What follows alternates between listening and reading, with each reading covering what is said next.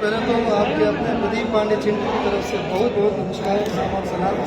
और देसी म्यूजिक देसी म्यूजिक का बहुत बहुत स्वागत शुभारंभ हो रहा है। इसके लिए बहुत सारी शुभकामनाएं, बहुत सारी बधाई। और ये एक बहुत ही अच्छा प्लेटफॉर्म है। हमारे जितने भी भोजपुरी से जुड़े हुए इतने सारे कलाकार हैं जिनको अभी भी मौका नहीं मिल पाया है, उन्हें भी मौका मिलेगा। बहुत बहुत क्या चिंटू जी जुड़ना चाहेंगे डेजी म्यूजिक से? हाँ, मैं तो सबसे जुड़ना चाहूँगा। मैं तो ऐसा चुनूँ क्योंकि सबके साथ जुड़ना चाहूँगा। सर बेस्ट एक्टर मिला, क्या कहना चाहेंगे? बस ये मेरे लिए सौभाग्य की बात है कि ये अवार्ड हर साल मेरे नाम होता है।